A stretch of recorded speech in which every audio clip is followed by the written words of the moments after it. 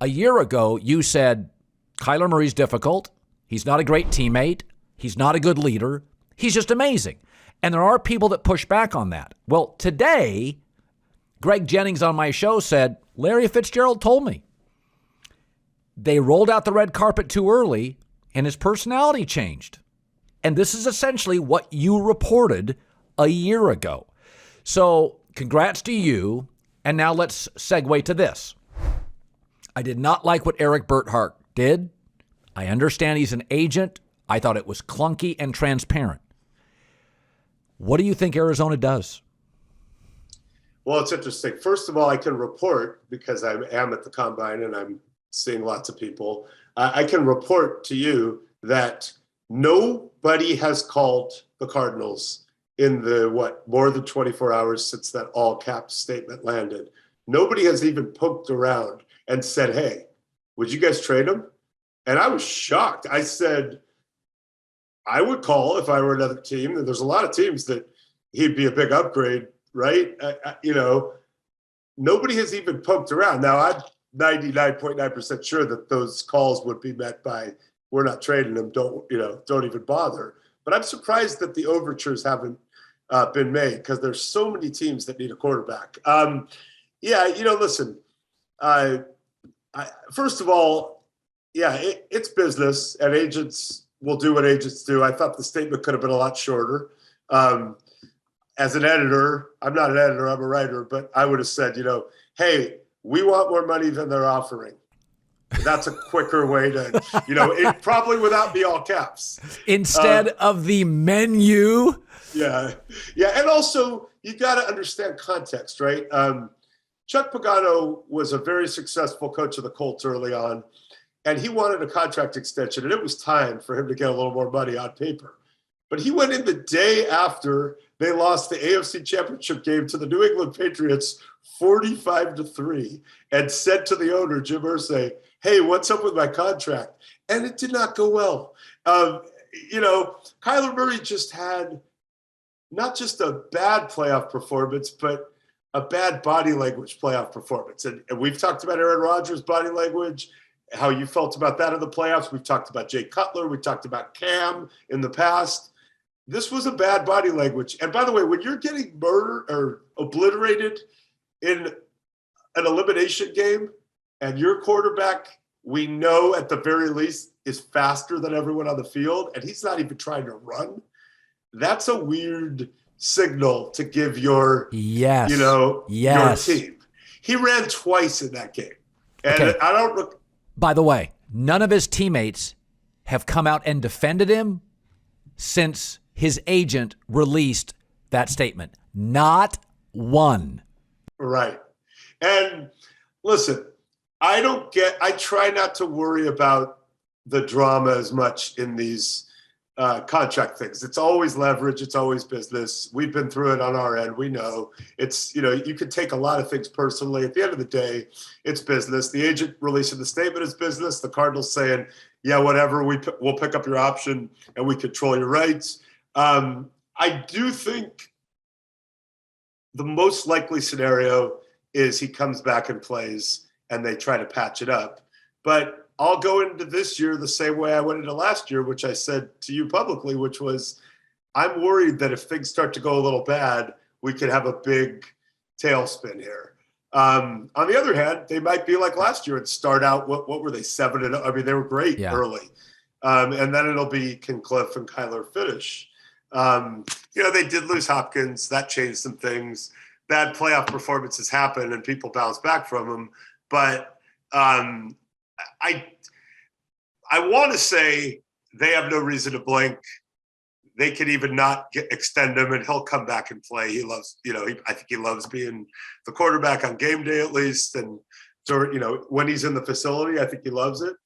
Unlike some guys, so I don't want to say, he has no work ethic. He works. He's just not one of those, from what I've heard, live it, breathe it, eat it. Yeah. Russell Wilson, Peyton Manning guys, which is okay. He's a young guy, but I think it'll probably, I think all these quarterback situations will probably work out. Russell Wilson of the Seahawks, it's still murky and weird. Probably work out for another year. Aaron in Green Bay. the people I'm with, Packer people, former Packer people, people who know him, they think he's going back to Green Bay. Yeah. Deshaun will get traded, but Derek Carr will probably stay. Kirk Cousins will probably stay. But I'm not 100% convinced, because if Kyler really wants to dig in and say, okay, fine, go into the season with Brett Hundley or whoever it is as your guy, he could do that. And he is a baseball player who got drafted very high. Yeah, I had an NFL Pro Bowl pass rusher tell me a year ago, Kyler Murray does not like to get hit, and he thinks he'll leave for baseball in the next 3 or 4 years. That was somebody who hit him. He said, Colin, I've hit Russell Wilson. I've hit Aaron Rodgers. He's like, that kid doesn't like to get hit. I mean, I get it. I would not like to get hit. I don't think most quarterbacks like to get hit, but some tolerate it or fake it better or hang in longer. But yeah, I mean, if baseball is an option, look, I mean, we've got kids. I would love to see my kid be an awesome NFL player, but if my kid could also go play baseball instead, I like football better. I think football's sexier, but I'd be a lot less worried about his well-being. So over the course of time, you and I have had discussions with general managers. You probably far more than me, but I've had this discussion with coaches and GMs minimum 10 times in the 25 years I've been doing this. Owners are weird. Yes. Owners over the last decade, because of tech and holdings and the value of their franchises, are richer. Yep. They're less patient. They're more demanding. I like Jim Irsay, but this shit's so transparent. Chris Ballard's a friend of mine. But one of the things I never do with my sources is when fit hits the shan and there's a big controversy, I stay away. Right. They're vulnerable. I don't think that's the time to get information from them. Agree. Okay. So I've stayed away from Ballard on the Wentz thing. I've just given him space. If he wants to tell me something, he will. I'll talk to him when it's settled. That's, to me, more fair. Cool. But I know Chris's personality. He doesn't want to move off Carson Wentz in this market. It's a mediocre draft. They're not getting Pickett or Willis, and those are the only two guys all my scouts really like. That's it. Yeah. The market, Jimmy Garoppolo has the same Wentz health issue, but isn't as gifted an athlete. Deshaun doesn't fit the culture of the team, and they're not getting Russ or Aaron. This is so obviously Irsay just can't get past how the season ended. And I go back to this. Carson Wentz went 27 TDs, 7 picks with an average wide receiving core. Like, I think Jim Irsay is massively overreacting, and I'm not sure if they get rid of him, what they land. That is all logically true, but I do know Jim Irsay very well. I would say this. Most owners, who by the way, another thing that you didn't add in that long, accurate list is they listen to the noise more than people know, and let it affect them. But Jim Irsay was a GM. He literally, Al Davis is gone. Jerry's kind of the GM in Dallas. Very few owners have been in that chair and understand. Now, his dad was his boss, but he was the general manager of the Colts early on. And so he has experienced what that's like. And I know how much he values Chris Ballard and believes in him. I don't think it's unfair for Jim Irsay to say, I got all these Pro Bowlers. I'm not the youngest man in the world. I had Peyton Manning, then Andrew Luck. I've won 1 Super Bowl. I would like to win more and be in position to win more. At the very least, when my team only needs to show up on the road against the worst team in the world that is checked out, they have an interim coach, and by the way, is incentivized from a franchise perspective to lose because they could have clinched the number 1 pick. They didn't know that Detroit was also going to beat Green Bay. And you can't go down there and it's not just that they lost, like, tip ball, it was crazy. They weren't competitive. They were flat.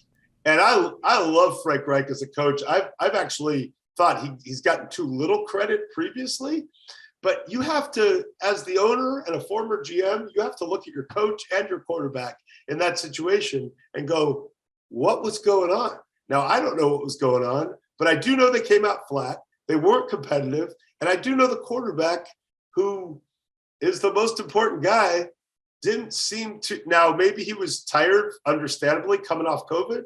And we can debate whether it's frustrating if you're the employer that he chose not to get vaccinated and maybe had it a little worse, or the protocols were a little worse. You could say, is he connected with his teammates? I don't know. I just know that I'd be frustrated too, as an owner who really wants to win, who has been a GM. Now, Michael Bidwell, the owner of the Cardinals, was apoplectic after 2020 when they had a late collapse and didn't make the playoffs. I would imagine that right now he's not super thrilled. So, sometimes the owner's not super thrilled and people don't get fired. And, Frank and Chris had just signed contract extensions, and, Cliff Kingsbury and Kyler look like they might do it again. But, we watch and we wonder, are there pressure points? So I would say that if we're doing a hot seat early for 2022 before the draft, you have to put Frank Reich on it. You have to put Cliff on it. You have to put Mike McCarthy on it. And that's kind of wild because those are all winning programs. That's a good threesome on the hot seat. That is the threesome next year, isn't it? It really is. I mean, we could be leaving someone out just because I haven't, and I haven't done the.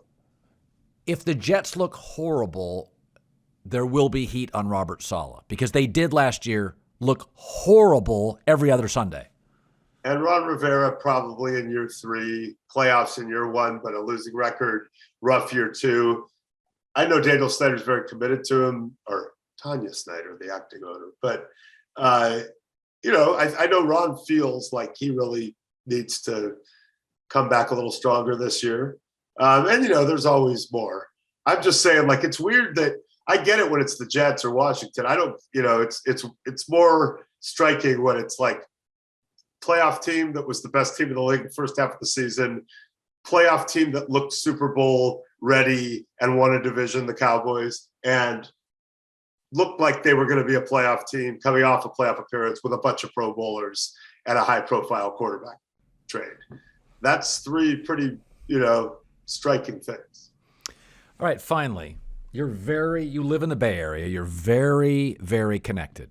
There are stories that occasionally surface, and I've missed on them, but they seem obvious, yet all the reports are the opposite. So I hear Montana, Steve Young, Adam Schefter, not sure if Trey Lance can play. And I think, timeout. Garoppolo's getting surgery. Trey Lance needs snaps. They're not in love with Garoppolo. He'd be the 4th most talented quarterback in the division. They're moving Jimmy Garoppolo. It's over. Yet every report, and this stuff comes out because somebody wants it out, is that they're not sure about Trey Lance. So I'm left to believe this, Mike Silver.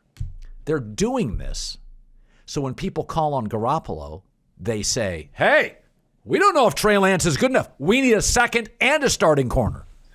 I totally agree. And here's another way to look at it. They have to find out if Trey Lance is that good because they traded 3 ones to get him. Right. And by the way, I don't know that it was a crazy thing to do. He's really athletic, very talented thrower, and apparently unbelievably intelligent. And like, whoa, like that could be great. Like, and Kyle's going to coach that up. They have a chance it has a chance to be great. But yeah, I agree with you. If it becomes Jordan Love and it's like, hey, if Aaron Rodgers signs a big 2-year extension and now we'll play Jordan Love in year 5, you're really saying, well, we've seen Jordan Love and we think he could be fine, but we know he's not close to Aaron Rodgers. Right. I don't think they're going to do that with Trey Lance. They gave up too much to get him. Yes. And it's not like he went out there and looked like Ryan Leaf early on or Jamarcus Russell. I went and looked at it. I went and looked at video. He's big, he's strong, he's athletic, and he's got a power arm. He just needs reps. Also, Jordan Love concerns me because he started for 3 years in college. You got to be ready to play. Trey Lance didn't. He should be rusty. He should look like he needs work. Yeah, and I think, to me, the thing that swayed me on him, even though he's raw and he's coming from a FCS program, is I just kept hearing how smart the kid is. And so, especially for Kyle, I mean, that's Kyle's dream, to have a quarterback who's, on his intellectual plane. And, it's hard to play quarterback. It's a lot. I mean, I'd be a dumb quarterback. There's too much going on, right? But I heard how quickly he picked it up and what they just think of him as the way he processes. That really excited me. And look, Kyle told me last summer, he goes, dude, I saw the Seahawks go get Jamal Adams and be aggressive. I saw the Rams be crazy aggressive, including beating me out for Stafford. And by the way, the Rams continue to stay aggressive. He goes, I'm in the NFC West. Yeah, bro, I had to make a trade. I'm not just going to be passive and take who we get at 12. So, yeah, I think they will trade Garopppolo. I think it's what you said. They want to be able to say, oh, man, I mean, you've seen it. We're not sure about Trey Lance. That's Jimmy's our guy.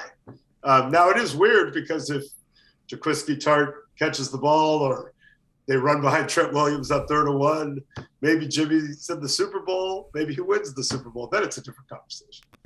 All right, Mike Silver, NFL Combine. Great shit, as always. Absolutely love it. Keep kicking butt. Your voice has gone hoarse from all these deep, covert conversations with deal makers in the NFL. I have so many important things to say at such high volumes. It's just, it's a tough job. Someone's got to do it. I will come visit you in Los Angeles soon, hopefully with a real voice. All right, buddy. Thank you.